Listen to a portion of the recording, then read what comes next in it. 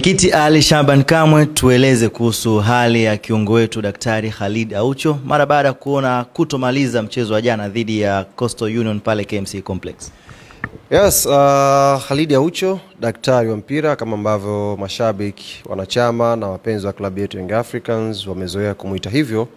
Jana ni kweli alipata majeraha na akashindwa kuendelea kwenye mechi dhidi ya Coastal Union, na shauku ikawa kubwa kwa mashabiki wa Young Africans kutaka kujua hali ya Daktari Aucho, aliumia nini na alichoumia kama kitamweka nje kwa muda mrefu, kwa sababu watu wanajua kuna mechi nyingi zinakuja mbele na wanahitaji wachezaji wao wote wawe fit.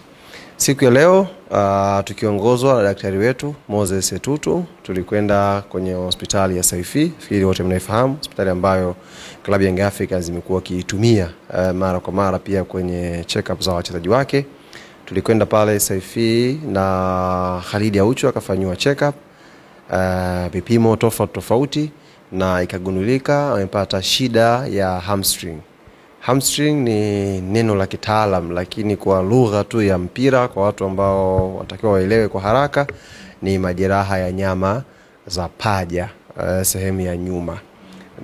Ndio shida ambayo kaipata. Na kwa mujibu wa daktari Moses Etutu na mchezaji mwenyewe ambaye tumezungumza naye, Khalid Aucho, kwa kujibu swali ambayo watu wengi wamekuwa wakijiuliza, hata kuwepo kwenye mchezo dhidi ya Azam Football Club, na daktari ametuambia kesho atakwenda kufanya vipimo vingine. Baada ya vipimo vya kesho sasa ndio watakuja kugundua sasa ni kwa muda gani atakuwa nje. Lakini taarifa rasmi ambayo imetolewa na daktari na mchezaji mwenyewe akiangalia afya yake, ona hata kuwa sehemu ya mchezo wa Azam Football Club. Kwa hiyo ni taarifa ya daktari Khalid Aucho ambaye aliumia mechi na kosi, amepata hamstring, na official sasa hata kuwa sehemu ya kikosi ambacho kitacheza mechi dhidi ya Azam Football Club.